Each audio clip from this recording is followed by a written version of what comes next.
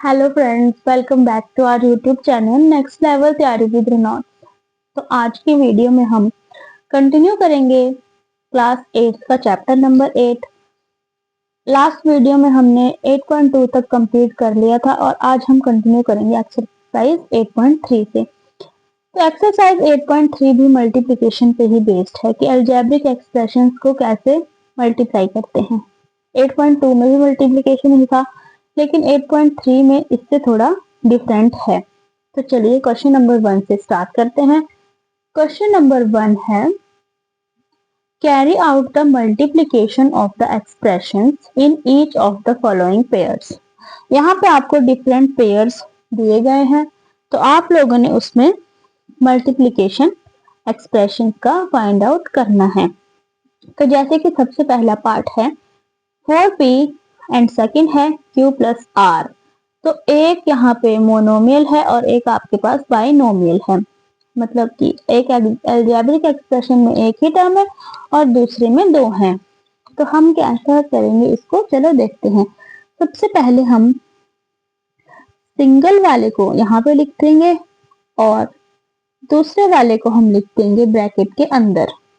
तो जैसे कि हम नॉर्मल मल्टीप्लाई करते हैं वैसे ही मल्टीप्लाई करेंगे। पहले बाहर वाली टर्म से फर्स्ट को मल्टीप्लाई करेंगे, उसके बाद बाहर वाली टर्म से सेकंड को मल्टीप्लाई करेंगे। तो जैसे कि यहाँ पे आपके पास आंसर आ जाएगा 4pq प्लस है इसके बाद, तो प्लस एज इट इज ही रहेगा। और 4p को जब r से करेंगे तो आएगा 4pr। ये आपके पास इस क्वेश्चन का आंसर है। ऐसे ही अब हम सेकंड पार्ट पे आते हैं। तो आपका सेकंड पार्ट है ए बी एंड सेकंड है a माइनस बी। यहाँ पे प्लस था और यहाँ पे माइनस, फर्क बस इतना है कि बीच में जो साइन होगा वही साइन हमने लगा देना है।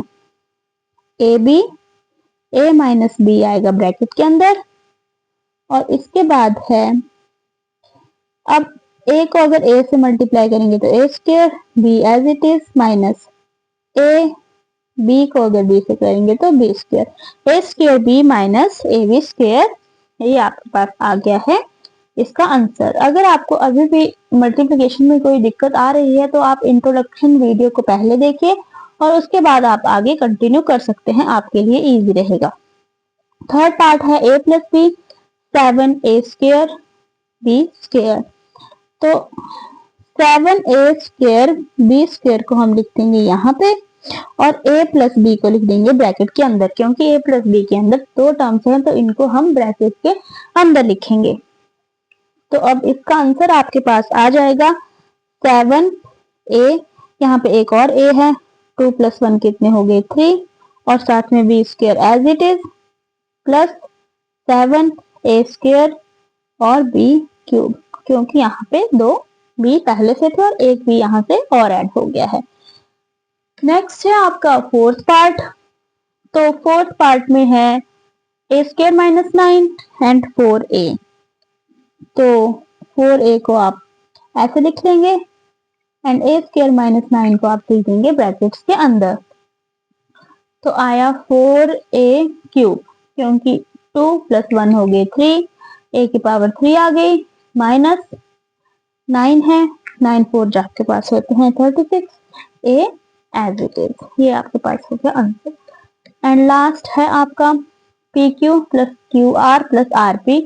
इसको हमने मल्टीप्लाई करना है 0 से, ये बीच में है कॉमा। तो अगर आप लोगों को पता ही है कि चाहे कितनी भी बड़ी टर्म्स दे दी गई हो और अगर इनको 0 से मल्टीप्लाई करना है तो आंसर आता है आपका 0, लेकिन फिर भी आप अपने ऐसे लिख सकते हैं 0 बाहर, P Q plus Q R plus R P. तो यहाँ पे 0 को इस सारे से मल्टीप्लाई हो रहा है तो आंसर आपके पास आ गया 0। चलिए अब हम लोग सेकंड क्वेश्चन पे आते हैं। तो सेकंड क्वेश्चन में आपको एक टेबल दे दिया गया है जिसमें आपको फर्स्ट एक्सप्रेशन दिया है, सेकंड एक्सप्रेशन दिया है और हमने प्रोडक्ट फाइंड आउट करना है। तो फर्स्ट एक्सप्रेशन का मतलब है कि जैसे कि आपके पास पहले दो टर्म्स लिख दी गई थी वैसे ही लिखेंगे, बस ये टेबुलर फॉर्म में है। ए हमारे पास एक टर्म है और बी सी डी आपके पास एक टर्म है। मैं आपको यहाँ पे एक पार्ट करके दिखा देती हूँ। ए आप यहाँ पे रखेंगे, b plus c plus d. जब आप इनको मल्टीप्लाई करेंगे तो टेबल के अंदर आपके पास आएगा, यहाँ पे आपके पास आएगा ए बी, क्योंकि ए को बी से मल्टीप्लाई हुआ, plus b c and plus a d. ये आपके पास हो गया फर्स्ट वाले का।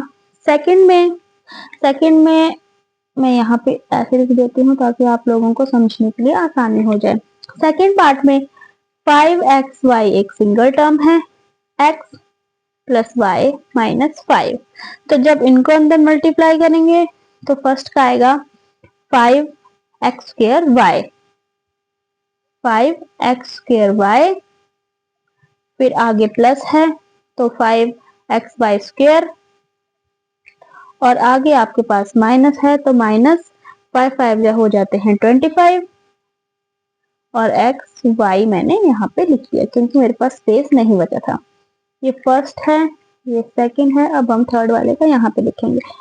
तो थर्ड है आपके पास p बाहर आ जाएगा, 6p square minus 7p plus 5, अंदर मल्टीप्लाई करने पे आता है 6p क्यूब, क्योंकि सिर्फ एक p ही ऐड होगा और एक्स्ट्रा कुछ भी नहीं है, माइनस 7p स्क्वायर, यहाँ पे 7 से इसको मल्टीप्लाई करके, और प्लस आ जाएगा 5p। फोर्थ वन है आपका, फोर्थ वन है p, 4p square q square p square minus q square.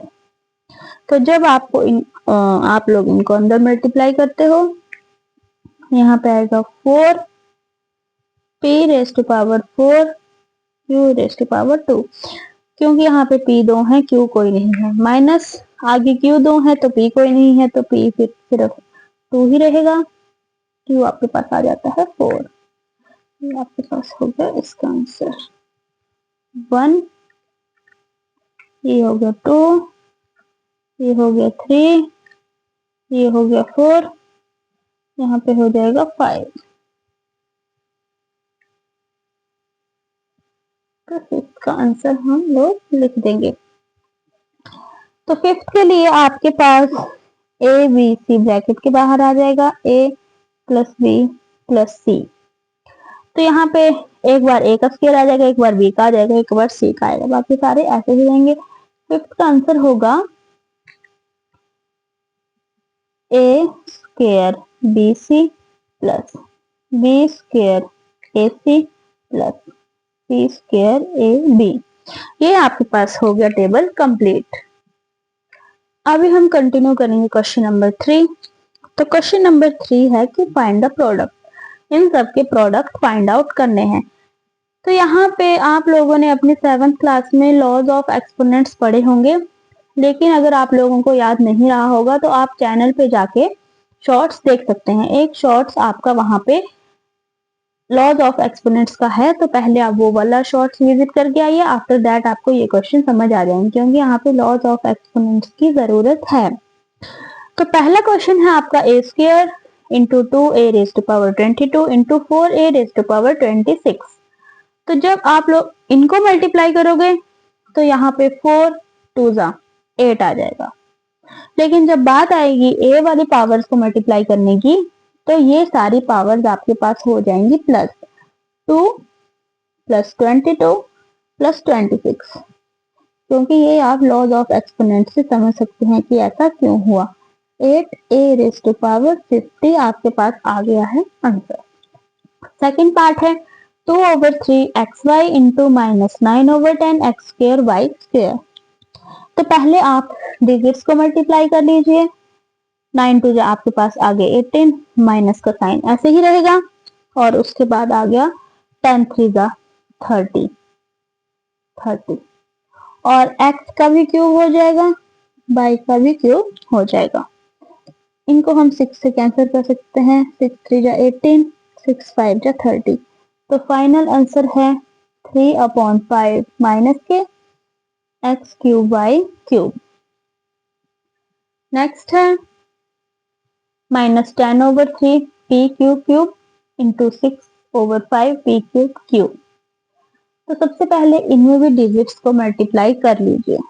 10 6 जा हो गए 60, 5 3 जा हो गए 15, p raise to power 4, q raise to power 4। यहाँ पे भी 3 p है, यहाँ पे एक q 3 है और यहाँ पे एक।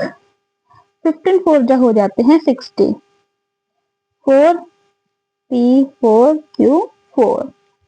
और आपके पास इसी क्वेश्चन का लास्ट पार्ट आता है x, x square, x cube, x raise to power 4। तो यहाँ पे x की सारी पावर्स हो जाएंगी प्लस। इसमें 1 है, इसमें 2 है, इसमें 3 है, इसमें 4 है। 4 5 6 7 8 9 एंड 10। तो x की पावर आ गई 10। ये आपके पास हो गया फाइनल आंसर। नेक्स्ट क्वेश्चन हम लोग नेक्स्ट वीडियो में डिस्कस करेंगे। आई होप आपको यहाँ तक सारा समझ में आ गया हो। तो चैनल को सब्सक्राइब करना ना भूलें, वीडियो को लाइक एंड शेयर करें।